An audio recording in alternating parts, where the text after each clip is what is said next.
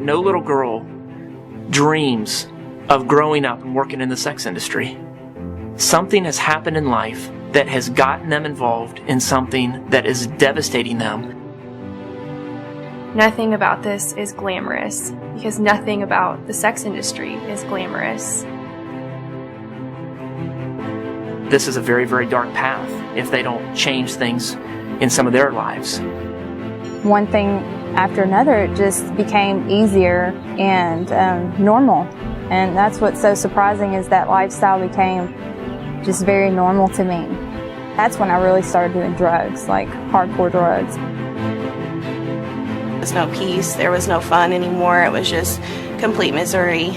And I just broke down, and I just told God that I needed to be removed from that. There was nothing left for me there, and He blessed me. Speak up for those who cannot speak for themselves, for the rights of all who are destitute. Speak up and judge fairly. Defend the rights of the poor and needy.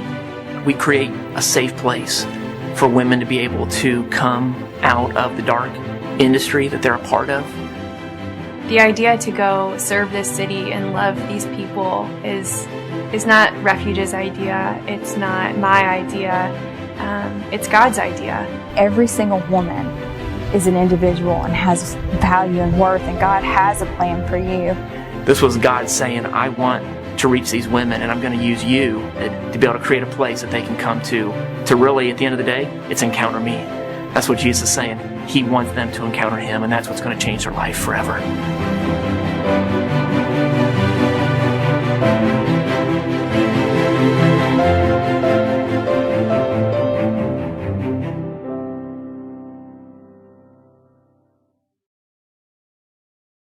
My name is Shantell, and my life story began as a child born and raised in Utah.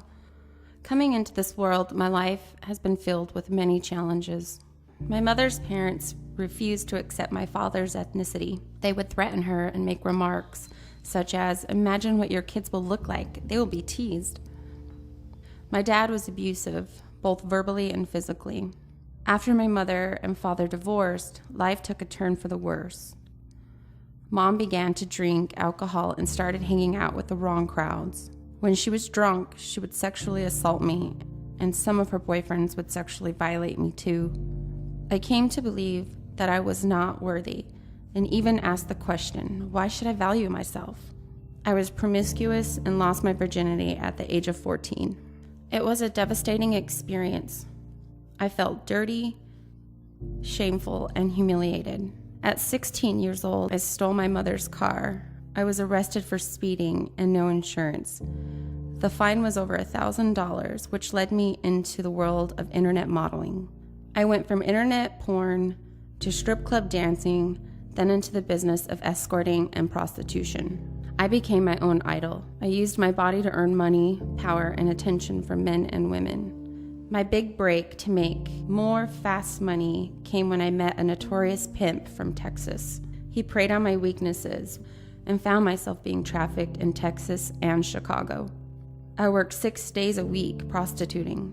My quota was $4,000 per day. I was manipulated and made promises that never were fulfilled. I was not allowed to talk to anyone. They had total control over my life. I became their product to be sold. I was at a hotel browsing through a book fair when a pink Bible caught my attention. I believe this is when God started revealing Himself to me. By the grace of God, a door opened for me to find my way out of Dallas, Texas. I was determined to gain back what was taken from me.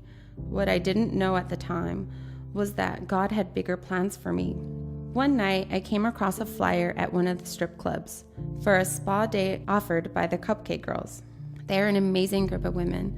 Knowing that I needed to heal more internally, they referred me to the Refuge for Women. 2 days upon arriving to the Refuge for Women program, we were returning home from a Bible study when the tragic car accident took place last summer. God pulled me out of that wreck and gave me a second chance at life. The Refuge has been a major bridge connecting me to God. I have learned to surrender and have compassion. The Refuge staff has taught me how to set healthy boundaries. They help me with my character defects and how to deal with my pride, anger issues, and selfishness. I am forever grateful for the many staff and volunteers who loved and served me and the other residents wholeheartedly. I will walk away from this program with a newfound freedom and hope in life. God used the Refuge program to heal me both physically and spiritually.